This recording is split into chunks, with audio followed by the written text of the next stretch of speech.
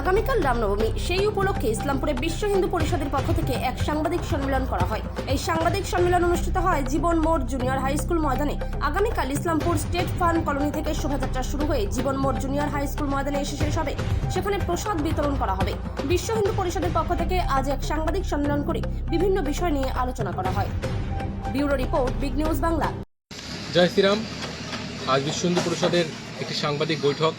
আমরা সকলেই জানি যে 2026-এর রামনবমী চলে এসেছে এবং আজকে একটি বিশেষ সাংবাদিক বৈঠকের আয়োজন করা হয়েছে ঈশ্বরপুর জেলা বিশ্ব হিন্দু পরিষদ জেলা সংগঠনের পক্ষ থেকে।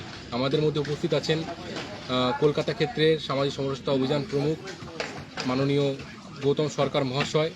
আমাদের সঙ্গে উপস্থিত আছেন ঈশ্বরপুর জেলার সাংগঠনিক প্রভারী মাননীয় গৌরাঙ্গ তলাপত্র মহাশয় এবং তার দায়িত্ব রয়েছে উত্তরবঙ্গ প্রান্তীয় অভিযান প্রমুখ এবং এবার ঈশ্বরপুর বিশ্ব হিন্দু পরিষদের রামনবমীর বিশেষ দায়িত্বে রয়েছেন প্রভারী হিসাবে। এবং আজকের এই সাংবাদিক বৈঠকে উনি আলোকপাত করবেন আমাদের সামনে। নমস্কার, সবাইকে জয় শ্রীরাম। আজকে আমাদের সাংবাদিক বৈঠক। গত কয়েক বছর ধরে আমরা ঠিক রামনবমীর আগের দিন, অর্থাৎ যেদিন আমাদের রামনবমী হয় তার আগের দিন এই মাঠের থেকেই আমরা আমাদের এই রামনবমী সংক্রান্ত বিষয়গুলো আমরা সর্বসাধারণের কাছে আমরা তুলে ধরি।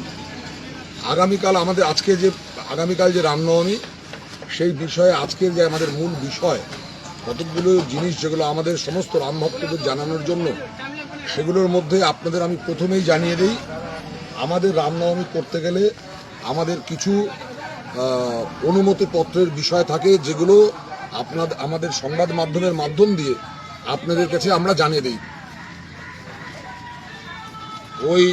এবার রামনবমীতে আমাদের একটা প্রথমেই হয় একটা সাউন্ড সিস্টেমের বিষয়, যে সাউন্ড সিস্টেম আমাদের 65 ডেসিবেল যাতে ক্রস না করে হাইকোর্টের নির্দেশ অনুযায়ী, এবং হাইকোর্টের নির্দেশ অনুযায়ী যেটা করতে হয়, যেটা সাউন্ড সিস্টেমের জন্য, সেটা আমাদের মাননীয় মহকুমা শাসক মহাশয়া আমাদের ইতিমধ্যেই প্রদান করেছে।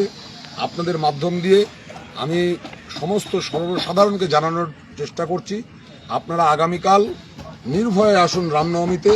এবারের রামনবমীটা একটা ঐতিহাসিক রামনবমী যাতে হয়, সেভাবেই আমরা যাতে আগামী দিনে আগামীকাল যাতে একটা বিরাট বড় ঐতিহাসিক রামনবমী সার্থক করে তুলতে পারি, তার জন্য আমি আপনাদের শুরুতেই দেখাচ্ছি এটা মাননীয় মহকুমা শাসক মহাশয়ের অনুমতিপত্র।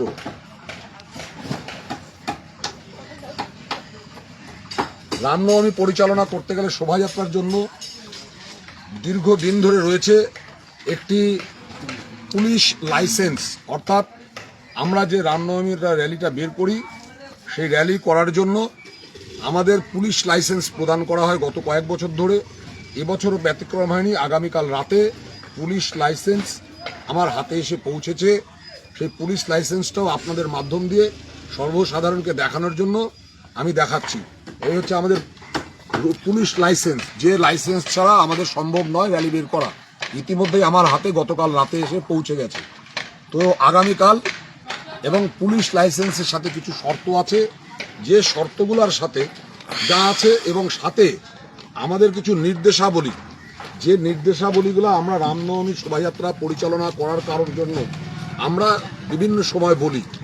যেমন আমরা বলি যে প্রত্যেক গাড়ির কার্যকর্তা, যারা গাড়ি আসবে যে র্যালিতে, সেই কার্যকর্তাদের নামের তালিকা, গাড়ির নাম্বার সহ আমাদের কার্যকর্তাদের পৌঁছানো, এবং যারা যারা ইতিমধ্যে আমাদের কার্যালয়ে পৌঁছে দিয়েছেন তাদের উদ্দেশ্যে বলছি, ঠিক আছে, শান্তি মতন আসবেন। যারা এখনো পৌঁছতে পারেননি, আমাদের গাড়ির নাম্বার, কতজন আসবেন, তার লিডার কে আছে, তার মোবাইল নাম্বার, আমাদের জেলা সম্পাদক এবং কার্যকর্তা তাদেরকে অবশ্যই আমাদের এই গাড়ির নাম্বার সহ শোভাযাত্রার যে আসবেন তাদের মোবাইল নাম্বার পৌঁছে দেবেন।